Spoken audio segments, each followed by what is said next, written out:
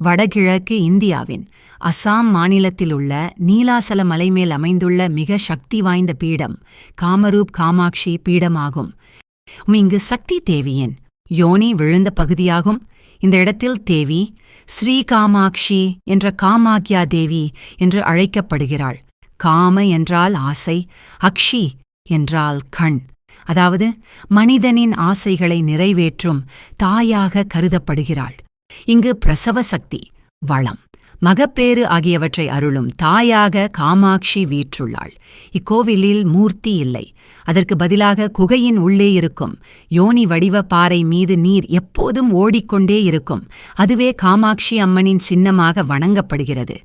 இங்கு ஆண்டுதோறும் நடைபெறும் அம்புபாசி மேளா உலக புகழ்பெற்ற திருவிழாவாகும். காமாக்ஷி அம்மன் மாதவீடாய் பெறுவதாக நம்பிக்கை. அந்த 3 நாட்கள் கோவில் மூடப்பட்டிருக்கும். 4வது நாள் மிகப்பெரிய திருவிழாவாக அம்புபாசி மேளா நடைபெறும். இந்த கோவிலை தாந்திரிக சாதகர்கள், சக்தி உபாசகர்கள் அதிகம் வழிபடும் இடமாகும். தாந்திரிக சாதகர்கள் என்பவர்கள் மந்திரம், யந்திரம், தந்திரம் செய்பவர்கள் ஆவார்கள். இவர்களின் வழிபாட்டில் மந்திர ஜபம், யந்திர பூஜை, குண்டம், ஹோமம் முக்கியமானதாகும். இவர்களின் குறிக்கோள் ஆத்ம ஞானம், அற்புத சக்திகள் பெறுதல் மற்றும் செய்வினை நிவர்த்தி செய்வது ஆகும்.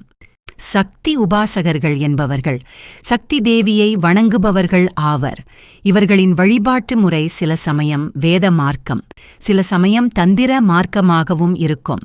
இவர்களின் குறிக்கோள் அம்மனின் அருள் பெற்று முக்தி அடைதலாகும். இக்கோவிலில் சிவபெருமான் காமேஸ்வரராக வீற்றுள்ளார்.